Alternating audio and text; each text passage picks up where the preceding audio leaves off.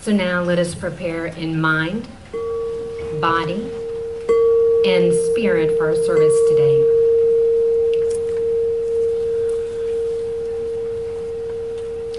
This is from Joyous Living. Enough of not enough. The debilitating thoughts that are ready to catch a ride in your thinking put on the brakes to your good.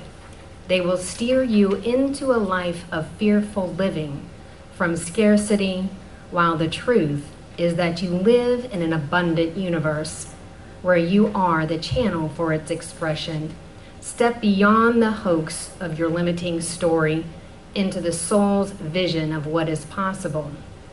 It is right for you to live in a divinely sustained, expanding expression of good. Ease and effectiveness are your natural states of expression. When you know there is enough to source your journey, then nothing other than your story can keep you from joyous living. So with these words, will you just go into that sacred space for a few moments of contemplation?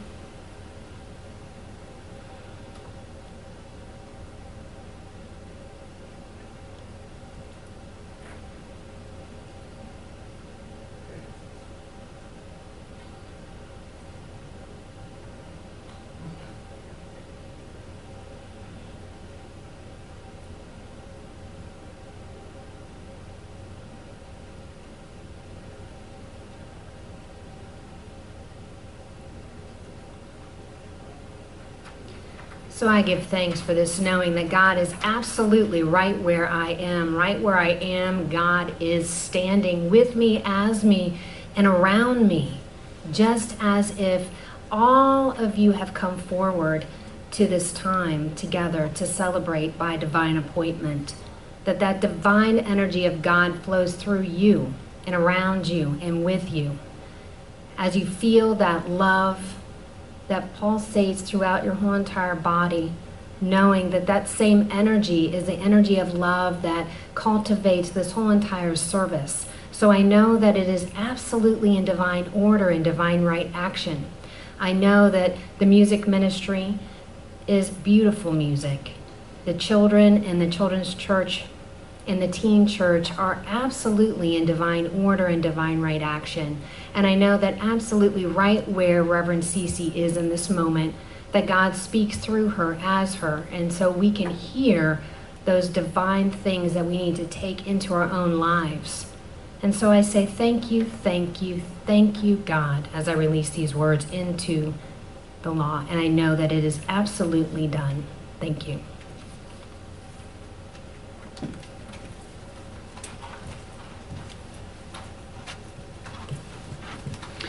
Today the youth church is out planting flowers, so we could see some little muddy people later on. At least we haven't had to water our lawns this summer so far, right? So No, we haven't. we have not, absolutely not. We're finishing up June's, it is still June, but just barely. We're finishing up June's exploration of living on purpose. And today's talk might seem a little heady because it's hard to talk about some of this stuff, but it's really about linking head and heart together through a practice that I'm going to give you later on. Actually, the ushers are going to pass it around. I'm going to send it home with you in writing because it always makes it easier to remember. I want to talk about one of the fundamental truths of being a spiritual being, having a human experience, and that is that early in life we get told a story about how things are, and we take that story on as our own, and it becomes the thing that keeps us where we are. It becomes the thing that keeps us stuck. It becomes the thing that stops us from taking a step into our next greater expression of life, and stops us from having the life that we'd really love to live. And we're almost up to the 4th of July when we celebrate freedom, and I ask you to think for a moment about how you would feel if you could just take that story and let it go. Just be done with it. Would you not feel freer? Would you not feel like you could take a step forward without worrying about it, without being afraid of breaching any of those old taboos? I know for me, when I, in a recent workshop, we get to tell our story one last time, and then we get to let it go. And I felt like I was walking on, no gravity. I felt like I was going to like levitate right off the ground for a while. It was great. The story keeps us from experiencing life as it is, as it really is, and experiencing ourselves as we really are. And our founder, Ernest Holmes, said, "Freedom means the ability to do, say, and think as one wishes, to express life as one personally desires." That's what I'm talking about. That's what I'm talking about. That's what I want more of in my life. The reading tells us that there are these debilitating thoughts that are always ready to leap into our minds and kind of take over. They really do kind of take over. How many of you, when you're getting ready to make a big change, think there's something you still need to do that, whether it's money or time or education, right? If you're not raising your hand, think again, because we all do it. We all do it at some of the time. It is amazing. We think we need to lose 15 pounds before we go to the gym, or get a degree before we do this, or whatever it is. We need more money, or a different partner, or a different job. And the reason that happens to us is actually very simple. We are now coming to know things about the human part of us, the brain part of us, this tool that we use called the brain that we never knew before. And one of them is that the brain is hardwired to look for the negative. Doesn't help us much. It is a tool that has evolved not to make us happy, the brain, but to keep us alive. So it sees threat, problems, things to avoid, pain. It wants to protect us from pain. So danger and pain and stress and strife are what capture the brain's attention first. This knee-jerk thing with seeing the negative resides in the primitive parts of the brain, which just happen to be the places of emotion, memory, and motivation and behavior. That's kind of awful, right? The part of us that lays down our memories is the part that says, it's dangerous, don't go there. It's crazy. It's crazy. It's called the negativity bias of the brain. And that's why those debilitating thoughts are always there, just ready to jump right into our minds. Agitation and anger and fear are easier for us to perceive than peace and joy and love. They're easier for us to sustain in our thought than calmness and ease and grace. And that's why we've laid down some pretty thick, sturdy neural pathways about limitation and lack and fear and all of that kind of stuff. It's below the level of our consciousness. And Mary Manning Morrissey uses a great illustration for this. She talks about Samson and Delilah.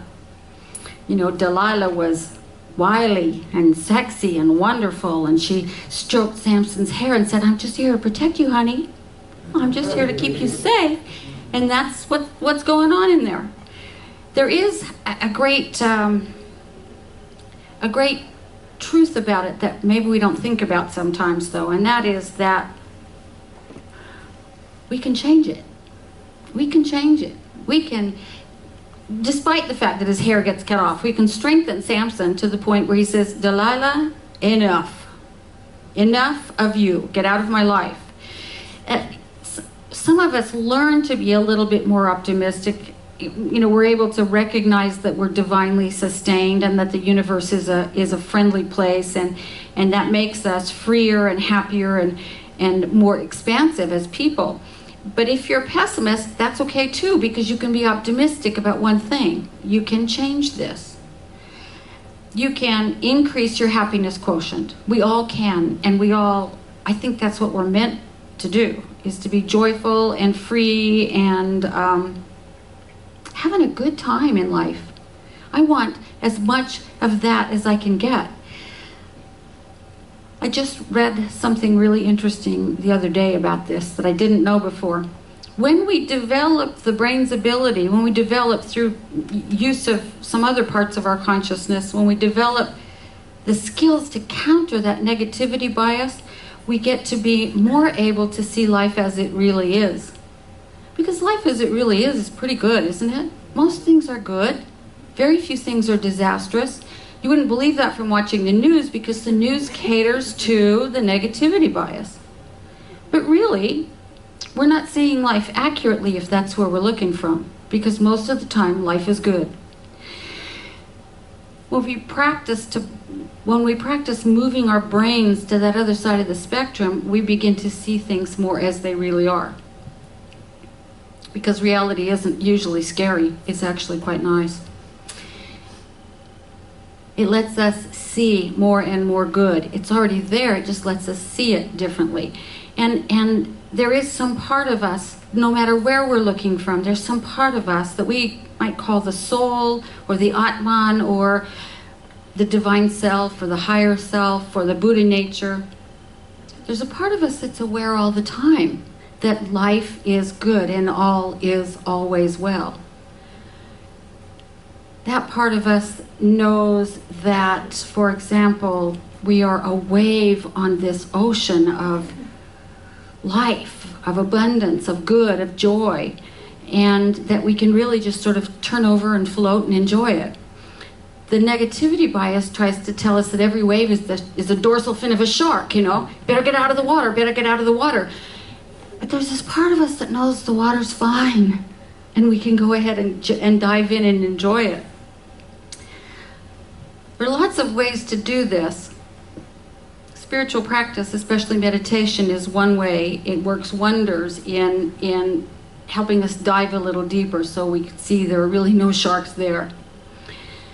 But today I want to give you a specific practice that you can use throughout your days that will help your brain become less permeable to danger and more grounded in positivity than negativity.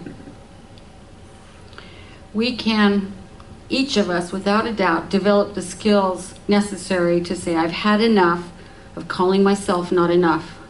I've had enough of finding myself lacking in every situation. I've had enough of feeling powerless. I've had enough of feeling like life is difficult. I've had enough of all of that stuff, enough of not enough. And when we can access that part of us, then life becomes quietly happy, I guess I'd say. You know, it's not raging joy, it's a quiet satisfaction where most things in life are enjoyable, and the things that are difficult we sort of walk through much more easily than when we're focused on how difficult they are. Ernest Holmes also said, we therefore arrive at the conclusion that while bondage is an experience, there's a reality to which bondage is not real. To that reality, bondage is not even an illusion, not even a hallucination. There is a part of us that is never fooled. And that's the part of us we want to develop and let loose in our lives so that we're not fooled into thinking that there's a setback in front of us no matter whichever way we step. The setbacks will fall away as soon as we take the step. So it's interesting when you think about how you change the patterns of the brain. You use the brain, right? We use thought to change thought. That's how we do it. The brain is another thing we know. When I was a kid, they said once you were, I don't know, was it 3 or 4, your brain was established, and later they pushed it up to 20 or 21. And now they know that the brain continues to change throughout life. It is a neuroplasticity. It's always rewiring itself. Every couple of days, the brain rewires itself. So let's take advantage of that. Let's take advantage of the fact that we're laying down new neural pathways all the time, and there are parts of our brain that get to decide what we lay down. How cool is that? That's total freedom, isn't it? Okay, if I've been thinking this way and I want to think a different way, I will. I will.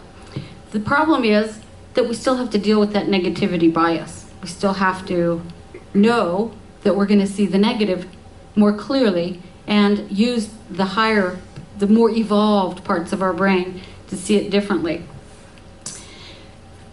The way we got this negativity bias in the first place was that those parts of our brain that take in the sensory input immediately lays down a track that says danger. And so that track gets deeper and deeper and deeper the longer we live, because it keeps repeating itself.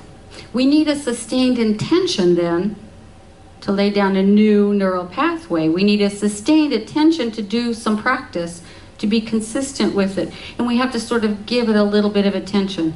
Not a lot. It's surprising how little time it really takes. The practice is win-win, because positive emotions promote energy and vigor and health, and they counteract depression and anxiety, and they increase our physical resilience, and they foster deeper connections with other people. Positive emotions are good things. Don't ever let anyone call you a Pollyanna if you're talking about how positive you feel. Being Pollyanna is a really healthy thing. It is. We only get those beneficial effects when the positive emotions register in that part of our memory that's subconscious even. It's that deep part of our memory. So we have to link the positive event with our positive experience of it. And most of the time we just blast right on through because we got a pretty big to-do list, right? But just slow down a little bit. Slow down a little bit.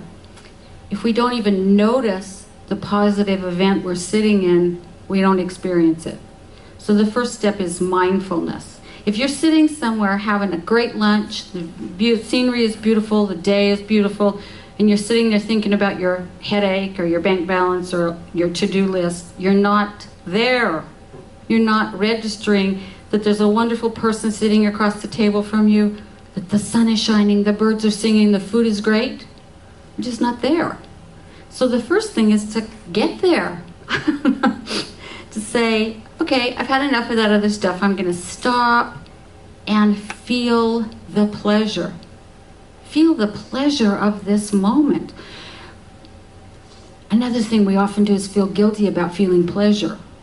That's a decision you can make quite easily. You can just say, I'm going to enjoy this. I'm going to enjoy every minute of it. I'm going to enjoy every bite of it. There is nothing wrong with experiencing the good things in life. So look for moments to practice savoring the moment. Something, you've been out working in the garden and you go in and get a glass of delicious iced tea or water or Diet Coke or whatever it is, beer for some of you. And it tastes so good and it feels so good and it just is so wonderful to have that at the end of a hot work shift out in the yard. Having a really good meal. Sometimes I'll sit down and taste something and it's like all my taste buds are awake because I'm present. I'm present. I'm there. I'm not off somewhere. You can pick up all those concerns and all those irritations and all that other stuff later, but you can also just set them down for a minute and be present to what's going on in this positive event, paying special attention to the sensory inputs and the emotional inputs, the things that feel good, and the feeling of the sun on your face and the taste of whatever it is. And when you catch yourself going back into ruminating, you just say, I got to be present. I have to wake up and smell the coffee, so to speak, or whatever it is you happen to be drinking. Mindfulness. Then you have to extend the event by savoring it, by not getting up and running off. I do that. I'm not very good at this part, so I'm really taking this one to heart for me. Okay, I've had enough fun. I got to get back to work. You know what I mean? It's crazy. I don't have to get back to work. If we can resist the temptation to jump up and scurry off and just let the positive sensations grow, let them fill our bodies, let them fill our minds, let it become not just a positive event, but a positive experience. There's a difference. The events, you can get up and scurry away from. Experiences you want to savor. And then if you can visualize the positive experience just soaking into every part of you, every part of your body, and rooting in your emotional memory. This is one of the ways we use the visualization power of the brain to change the patterning of the brain.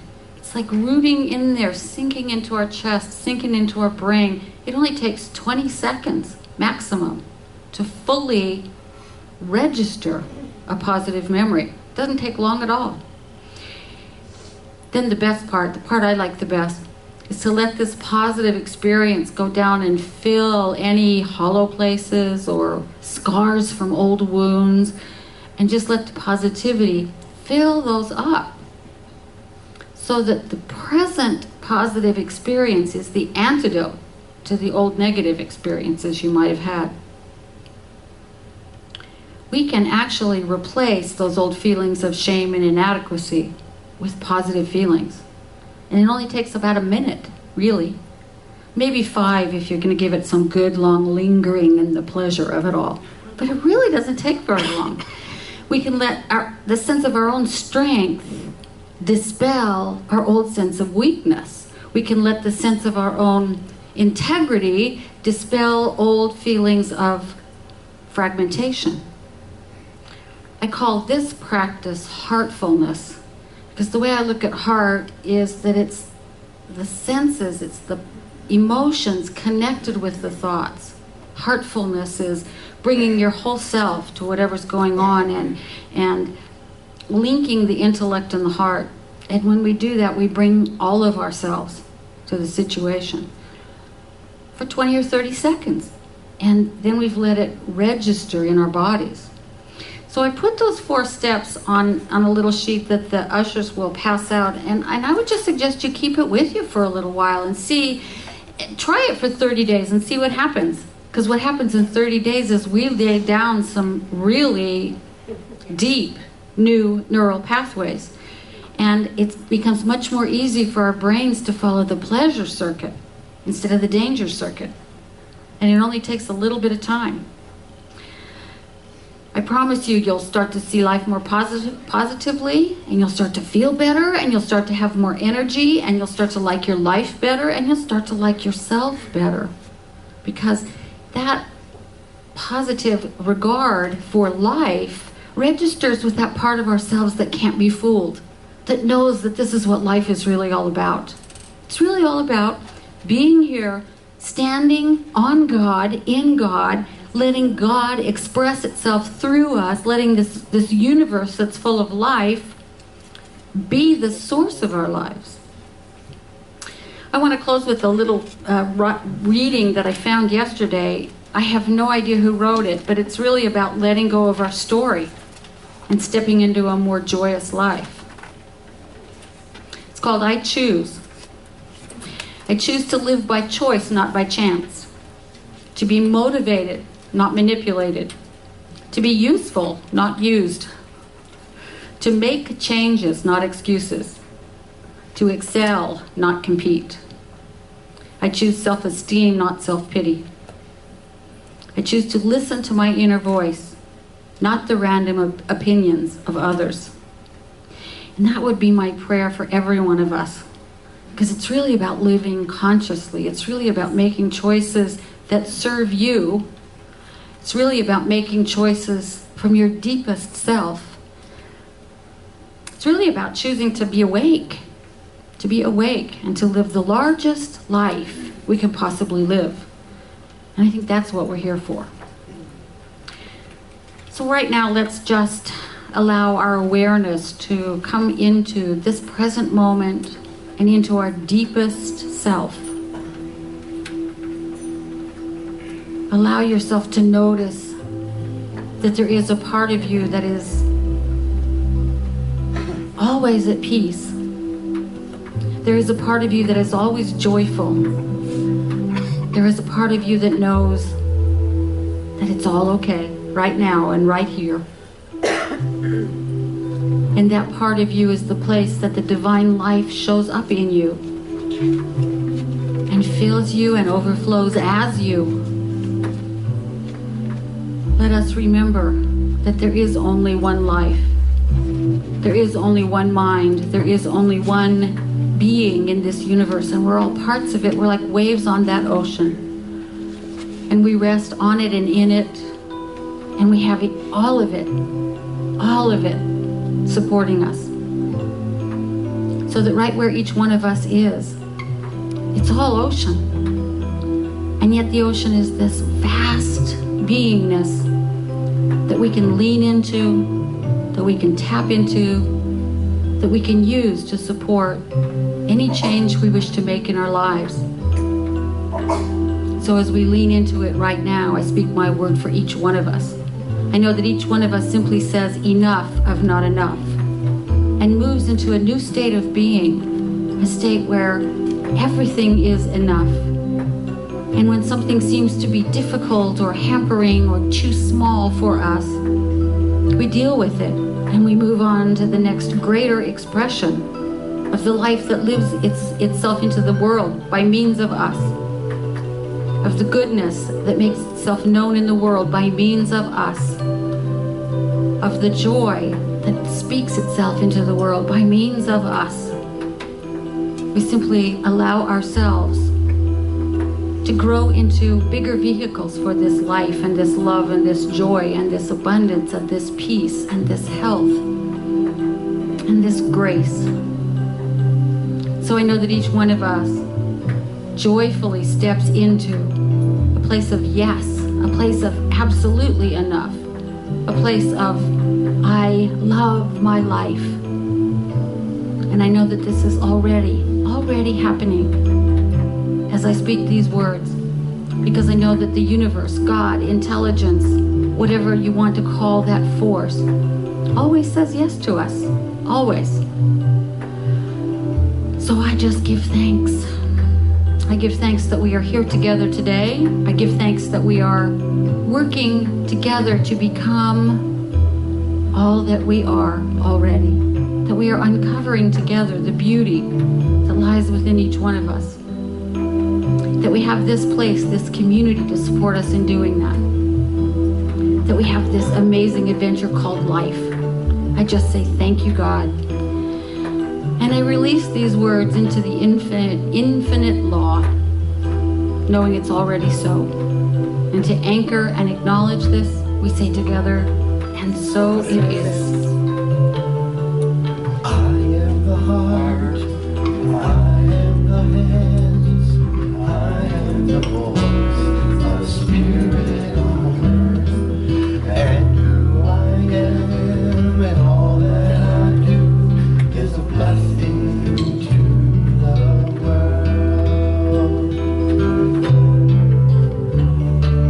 I am a heart, I am the hands, I am the voice of spirit on earth, and who I am and all that I do is a blessing to the world. Sing, we are the heart. We are the heart, we are the hands, we are the voice of spirit on earth, and who we are and all that we do is a blessing to the world. Is a blessing, is a blessing to the world. Is a blessing to the world.